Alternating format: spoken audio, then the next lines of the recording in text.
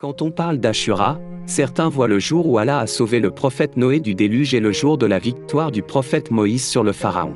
D'autres voient une marque de thé vert provenant de Chine et pour d'autres, un film d'horreur dans lequel 4 gosses jouent à se faire peur et se rendent dans une demeure condamnée, réputée maudite.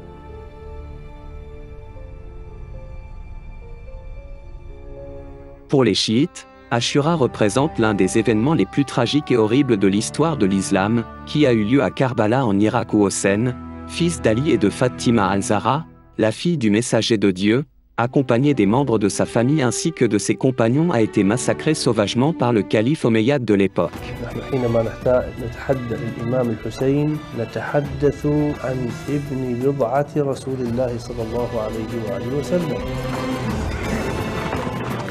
فنحن نعتقد أن الإمام الحسين هو اختيار إلهي. Après le décès du messager de Dieu, 4 califes régnèrent l'un après l'autre sur la communauté musulmane.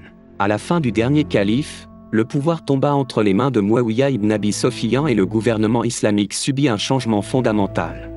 Le règne de Muawiyah fut marqué par une redéfinition de critères de gestion des affaires du gouvernement islamique. Les dignitaires au pouvoir préféraient un islam superficiel au détriment d'autres aspects fondamentaux gênants pour les intérêts mondains futiles qu'ils poursuivaient.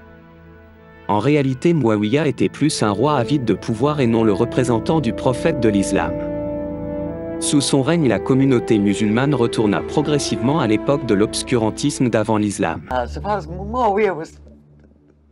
Religion did not interest him, faith did not interest him, power did. And he was quite open about this. He was the image of the wily Byzantine politician, if you like. And in fact, he used to boast how he made war against Ali without weapons. Les nobles enseignements et valeurs laissés par le messager de Dieu disparaissaient jour après jour de la société. L'abstinence céda petit à petit la place à la débauche, la sobriété à l'alcoolisme, la vérité au mensonge, la fidélité à l'infidélité, la vertu au crime et enfin la justice à l'injustice. Assoiffé de pouvoir, Muawiyah signa un traité de paix avec l'imam Hassan ibn Ali, petit-fils du messager de Dieu et grand frère de l'imam Hossein. L'une des clauses de ce traité stipulait que le pouvoir reviendrait à l'imam Hassan en cas de décès de Muawiyah et si c'est l'imam Hassan qui venait à mourir le premier, alors le pouvoir reviendrait à son frère l'imam Hossein. Après la mort de l'imam Hassan par empoisonnement commandité par Muawiyah, beaucoup sollicitèrent l'allégeance à l'imam Hossein, mais il déclara « Que la miséricorde de Dieu soit sur vous, restez dans vos maisons et n'éveillez pas de soupçons.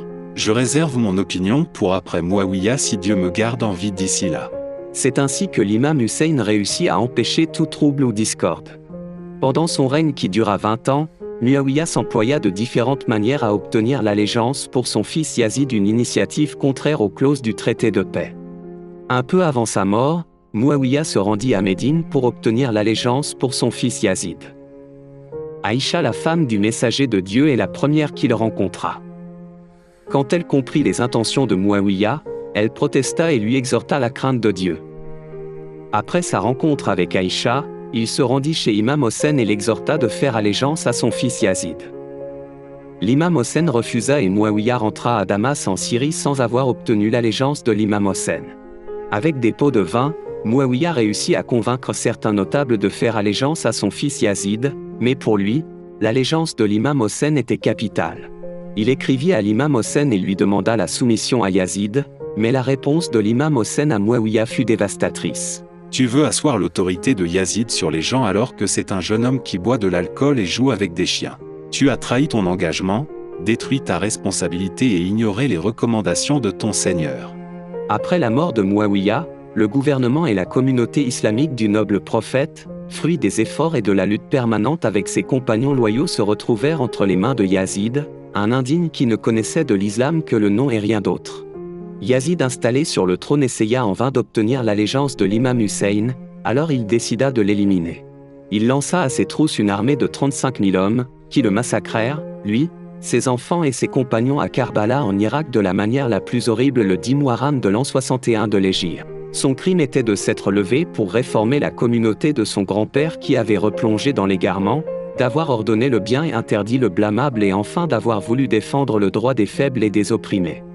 En tombant en martyr, Hossein a sauvé la religion de son grand-père et nous a enseigné qu'il est préférable de mourir dans la dignité que de vivre dans le déshonneur. Aujourd'hui, après plus de 13 siècles de la vie de ce grand homme, des millions de musulmans à travers le monde célèbrent son martyre et lui rendent hommage pour son sacrifice. Son nom est gravé sur tous les cœurs et scandé par toutes les lèvres.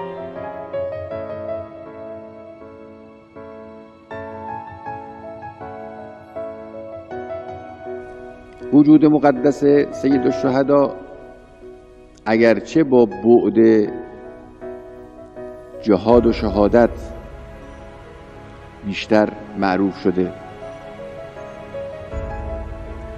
لکن در حقیقت مظهر انسان کامل